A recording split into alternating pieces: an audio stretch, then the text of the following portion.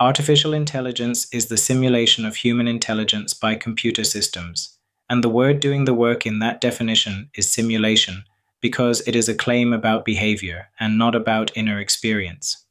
A system is called intelligent when it does things that would require intelligence if a person did them, not because anything inside it is thinking. The syllabus gives 3 characteristics to look for. The system holds a collection of data and rules for using that data. It can reason, apply those rules to reach conclusions or make decisions, and it can learn and adapt, adjust its own rules or behavior based on new data or outcomes. That third one is what separates AI from ordinary programming. Any program follows rules.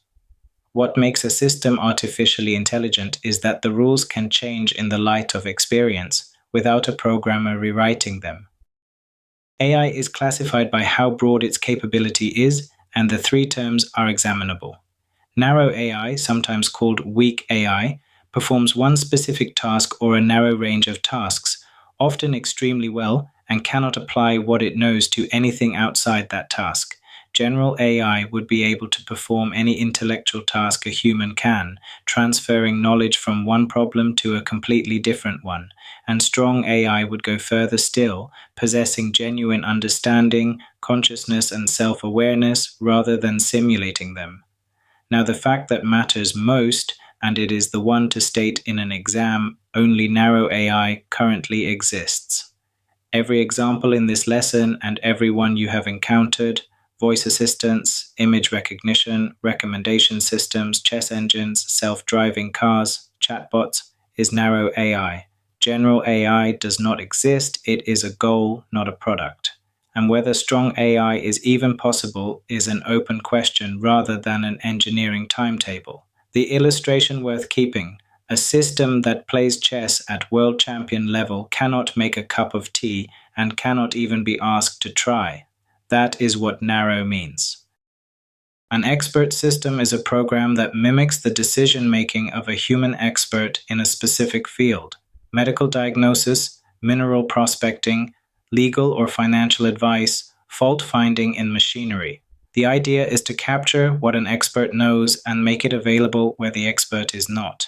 And it has 4 components, which the page now lists correctly: the knowledge base, a large store of facts about the subject gathered from human experts; the rule base, the set of if-then rules saying how to reason with those facts; the inference engine, the part that applies the rules to the facts to reach conclusions; and the user interface, how a user enters information and receives the system's advice.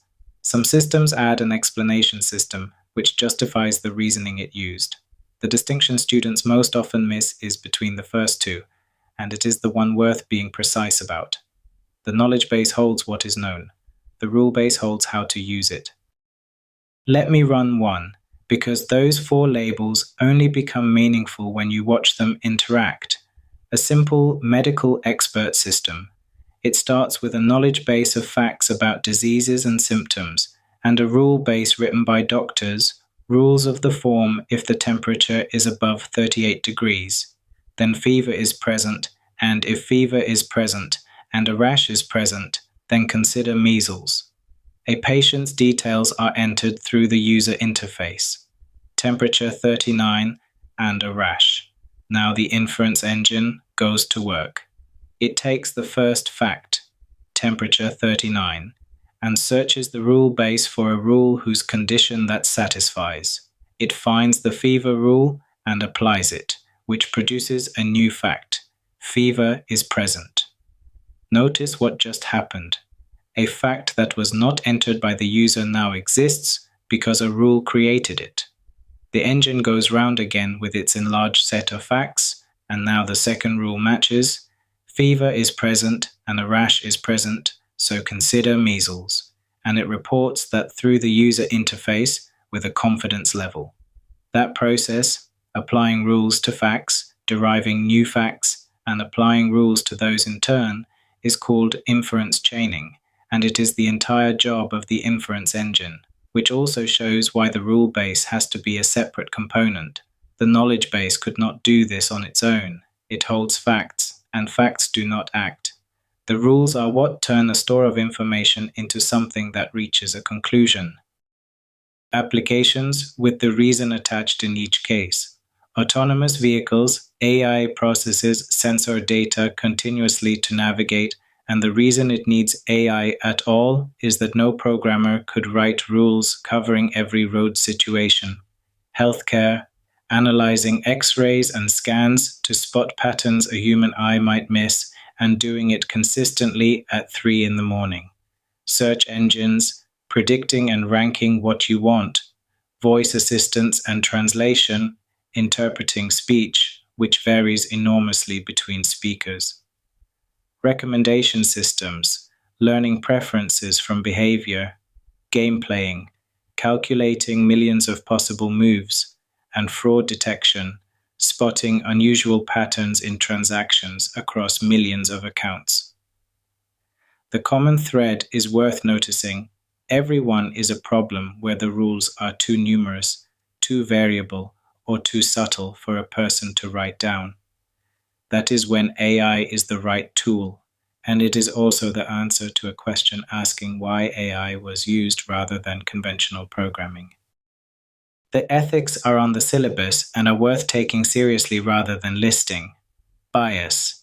An AI trained on biased data produces biased decisions and does so at scale and with an appearance of objectivity that a human decision would not have, which is what makes it dangerous rather than merely wrong. If historical hiring data reflects past discrimination, a system trained on it learns to reproduce that discrimination and calls it a pattern. Accountability. If a self-driving car causes a crash, who is responsible? The owner, the manufacturer, the programmer, the company that supplied the training data? The law is genuinely unsettled here. Job displacement.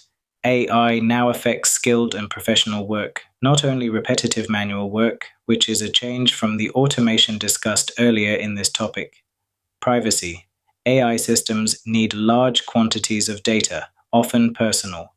And transparency. Many AI systems cannot explain why they reached a decision, which is a serious problem when the decision is a medical diagnosis, a loan refusal, or a parole recommendation. Notice that expert systems, the older technology, are actually better on that last point. Their reasoning is a chain of stated rules you can inspect. 4 things to take into the exam.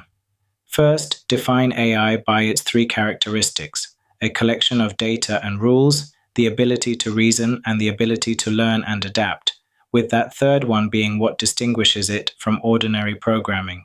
Second, know the 3 types and say that only narrow AI currently exists. That single sentence is often the mark. Third, name all 4 expert system components and keep the knowledge base and rule base apart. Facts in one, if then rules in the other, with the inference engine applying the second to the first. And fourth, when discussing ethics, give a specific concern with its reason rather than a general worry. Bias arises from biased training data. Accountability is unclear because responsibility is shared between owner, manufacturer, and programmer. Naming the mechanism is what turns an opinion into an answer.